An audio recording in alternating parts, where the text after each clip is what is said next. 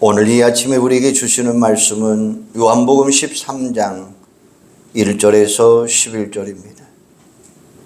요한복음 13장 1절에서 11절입니다.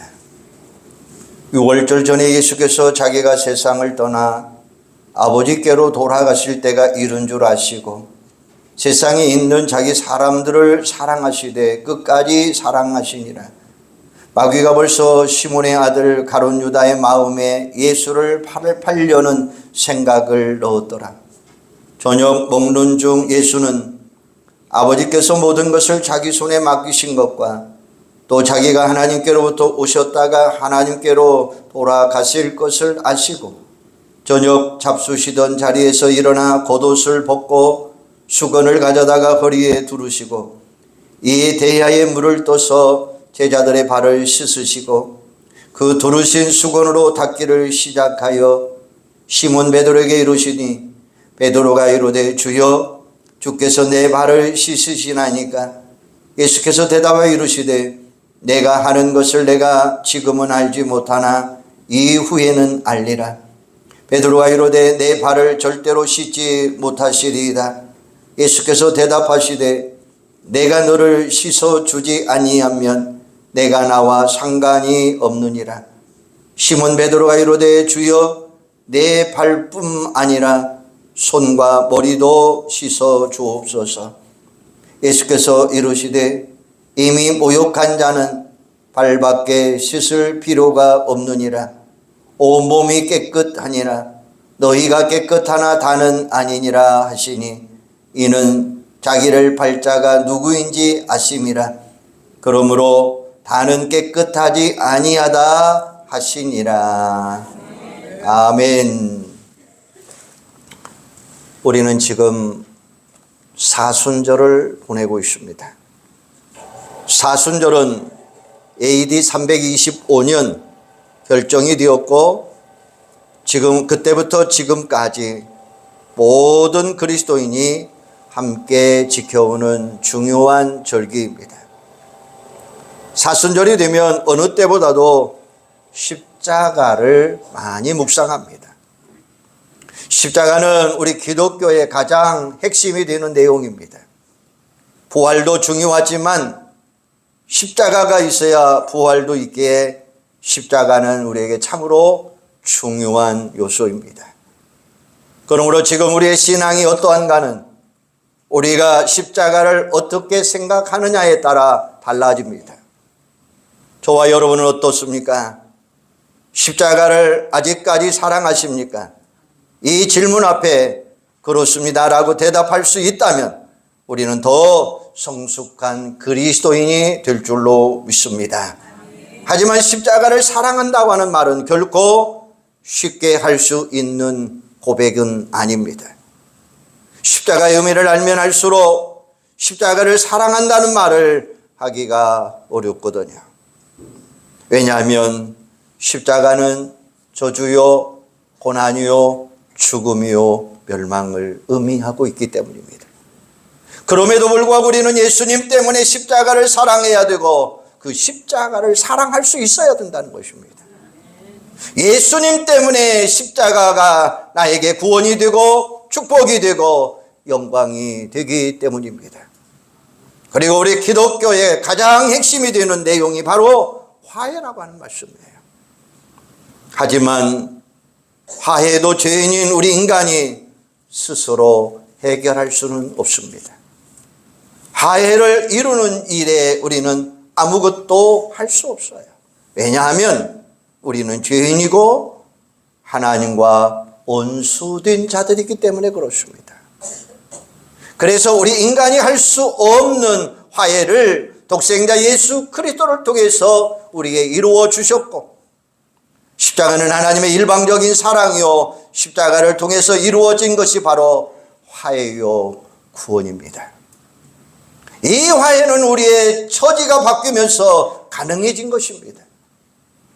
우리를 높여주시기 위해서 하나님이 낮아지셨고 우리에게 생명을 주시기 위해서 하나님이 우리를 죽음의 자리로 내려놓으신 거예요.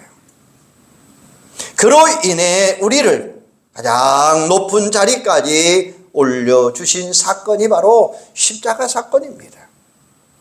그 십자가가 우리 기독교의 상징입니다. 그래서 사순절에 우리가 꼭 묵상해야 될 주제는 바로 십자가예요. 십자가는 죄인을 의인으로 바꾸시는 하나님의 사역 중에 가장 중심입니다. 그것을 위해 성육하신 분이 바로 예수 그리스도이십니다. 화해는 오로지 사랑으로만이 가능해요. 그리고 사랑이 무엇인지를 우리에게 생생히 보여주신 사건이 오늘 본문의 내용입니다. 예수님이 십자가를 지시기 전날 밤, 유대인들이 가장 큰 명절인 유월절을 하루 앞둔 시점에서 제자들과 함께 마지막 만찬을 나누셨어요. 유월절은 우리가 잘 알다시피 이스라엘 백성들의 구원과 관계가 깊은 날입니다. 이스라엘 백성들이 집 좌우 문설주에 바른 희생양의 피로 말미암아 죽음의 사자가 지나가게 된 날을 기념하면서 하나님께 감사해 드리는 절기가 바로 유월절입니다. 유월절 전날 밤에 예수님이 제자들과 함께 마지막 유월절 만찬을 나누시면서 제자들에게 뭔가 당부하고 싶었던 것이 있습니다.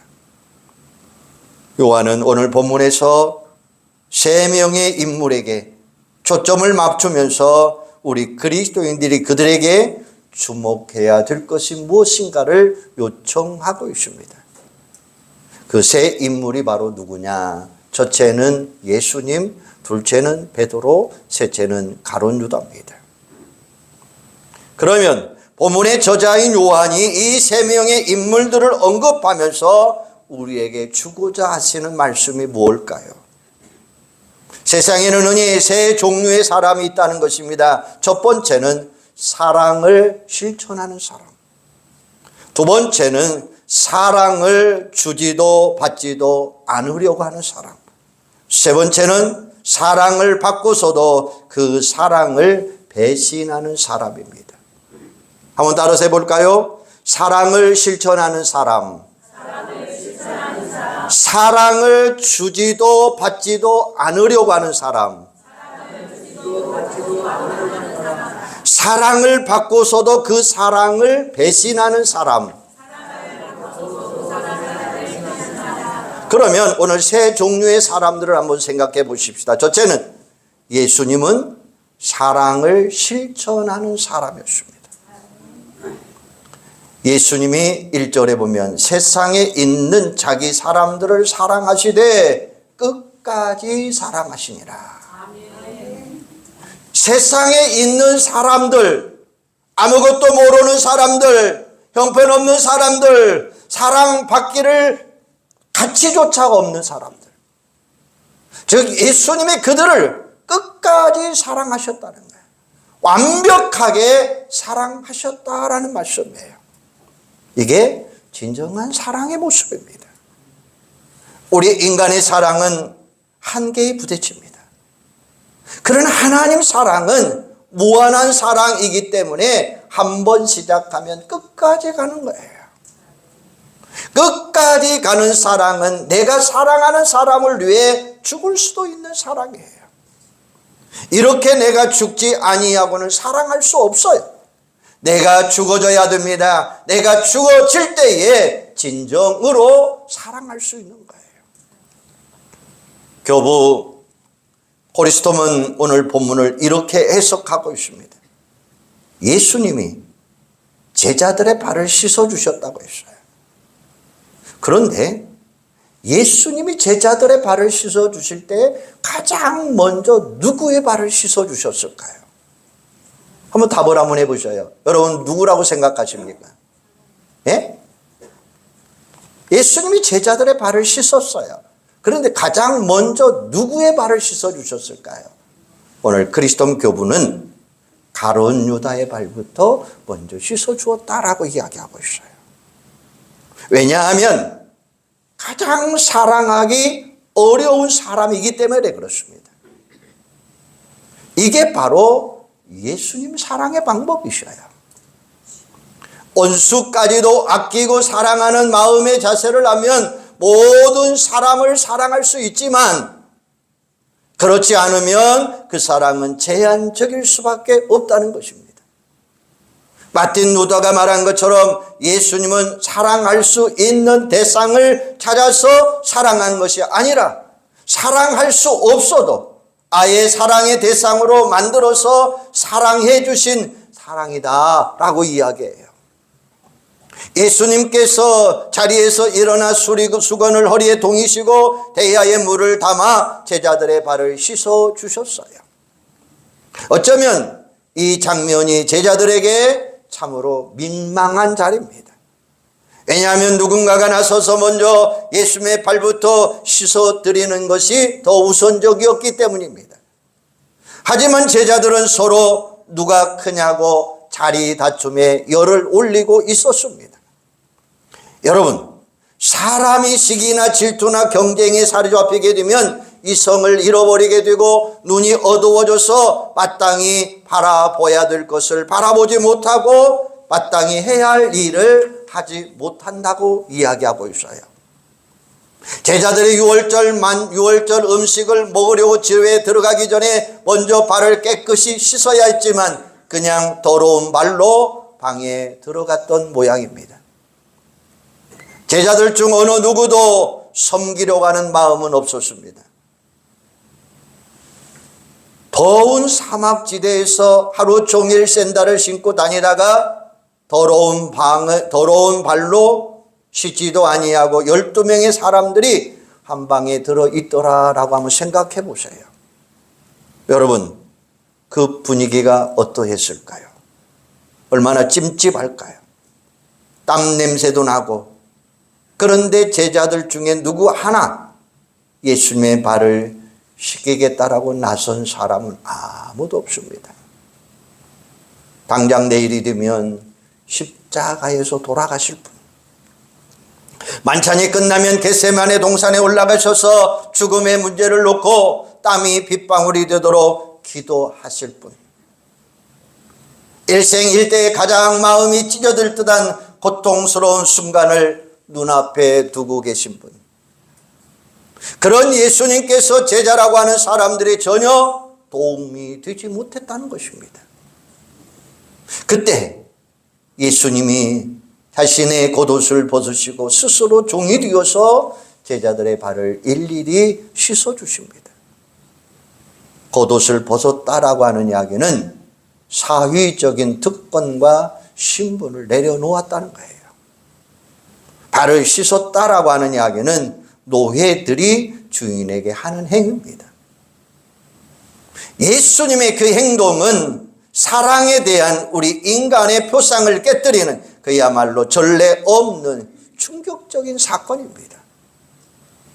발은 신체 중에서 가장 더럽고 가장 치욕스러운 부분이 발이랍니다. 지금도 중동 지방에서는 사전에 미안합니다 라는 말도 없이 발에 대해 이야기만 하면 굉장히 무례하고 있다는 거예요. 길을 많이 걷는 사람들의 발은 더러워질 수밖에 없습니다.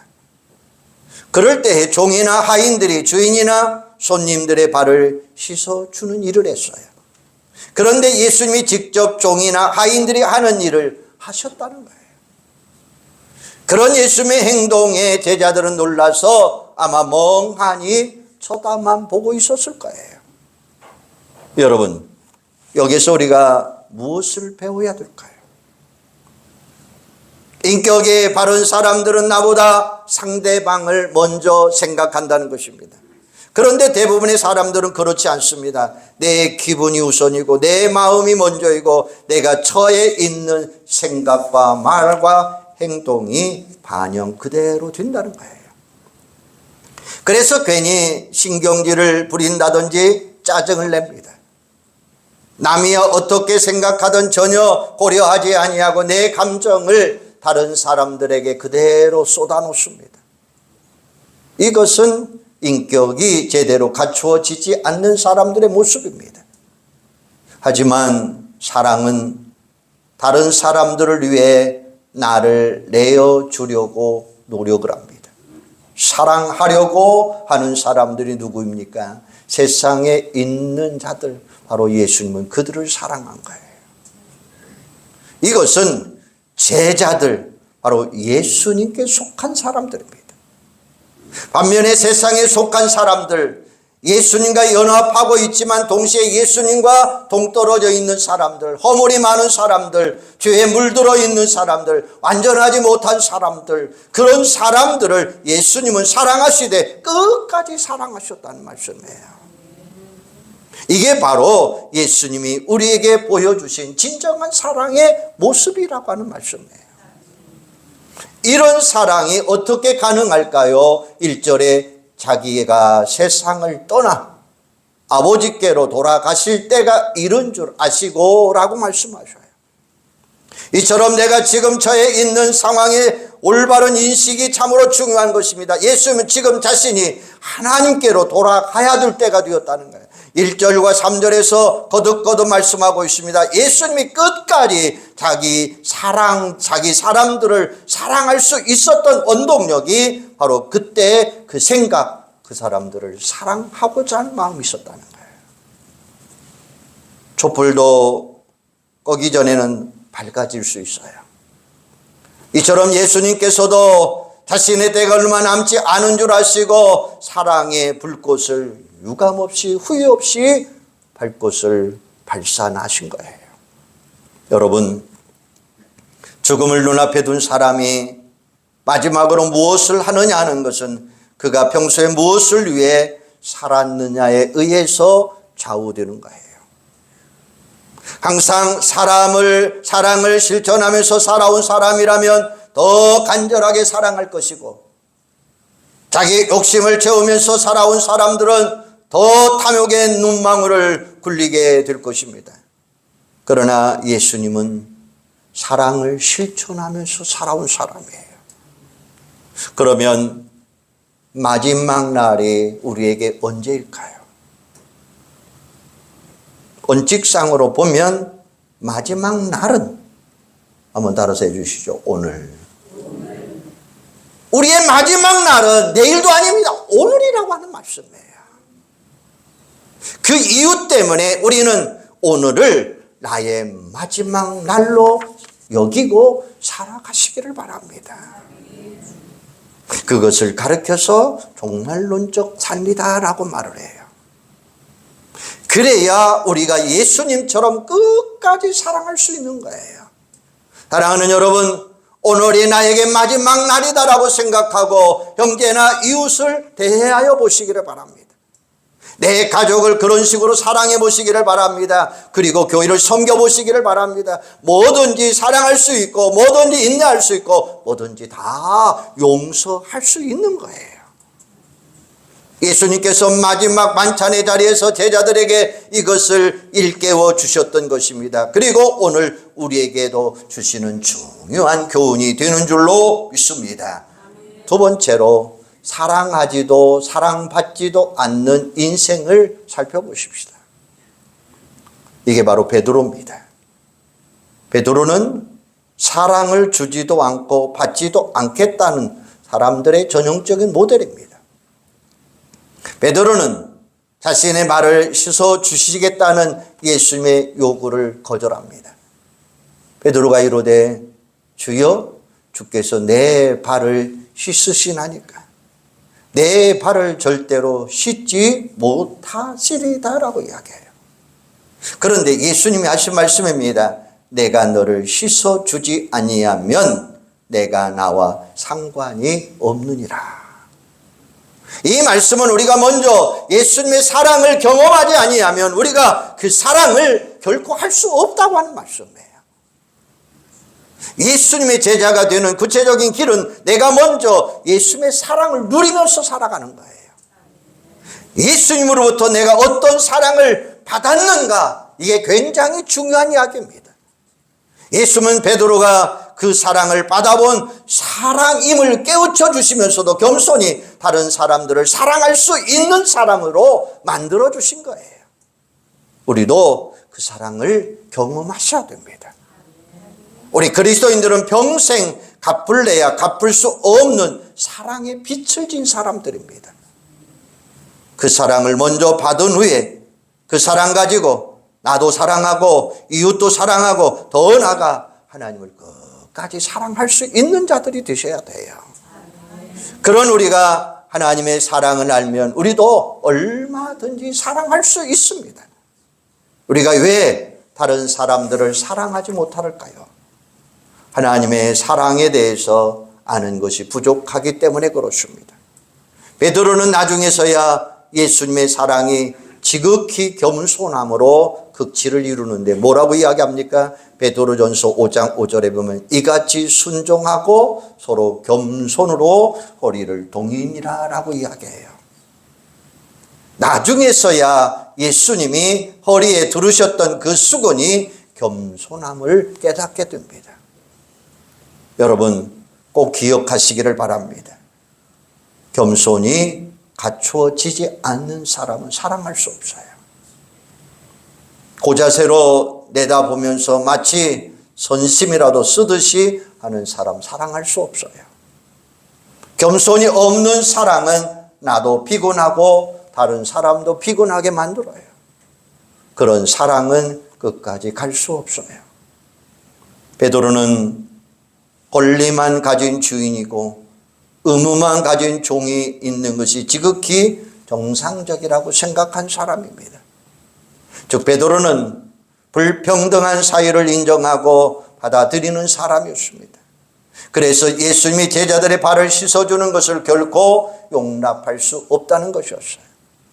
그런 베드로를 향하여 예수님께서 내가 너를 씻어주지 아니하면 내가 나와 아무 상관이 없느니라 라고 말씀하셔요. 얼떨결에 베드로가 순종했지만 예수님이 그 행동이 무엇인가를 의미를 모으고 있다가 나중에서야 그 사실을 깨닫게 돼요. 여러분, 받지도 않겠다, 주지도 않겠다, 이 계산적인 모습을 예수님은 절대로 기뻐하지 않는다는 사실을 기억하시기를 바랍니다. 우리가 사랑을 주고받는 모습을 우리 예수님은 기뻐하신다는 사실이에요. 이게 바로 예수님이 오늘 우리에게 주시는 가장 중요한 요소가 되는 줄로 믿습니다. 세 번째는 사랑을 받으면서도 그 사랑을 배신해버리는 사람의 전형적인 모델 가룟 유다.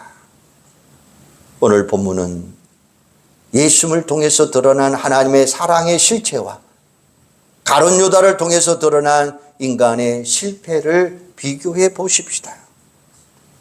예수님과 가룟 유다는 인생의 성공과 인생의 실패, 즉 인생의 명암이 서로 엇갈리는 하나의 증표입니다.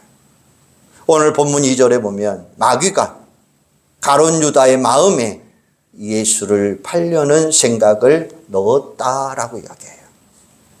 마귀가 잘못된 생각을 가룟 유다의 마음속에 넣었습니다. 이미 그 전부터 스승을 팔겠다고 하는 생각이 자라나고 있었고 그 잘못된 열매가 맺고 있었다는 거예요. 이것은 유다 자신이 책임져야 될 부분입니다. 마귀의 잘못된 생각을 얼마든지 떨쳐버릴 수 있을 것입니다. 적어도 예수님의 사랑을 조금만 이해했다고 한다면 떨쳐버릴 수 있었을 거예요. 하지만 가룟 유다는 결코 하와와 똑같은 경험을 전철하게 됩니다. 예수님의 사랑을 배신하는 배신의 아이콘이 되고 맙니다. 예수님을 은 30의 원수들의 손에 넘겨주고 말았습니다. 그런데 예수님이 그것까지도 다 알고 계셨다는 거예요. 10절에 보면 너희가 깨끗하나 다는 아니니라 하시니 이는 자기를 팔자가 누구인지 아시니라 라고 이야기하잖아요.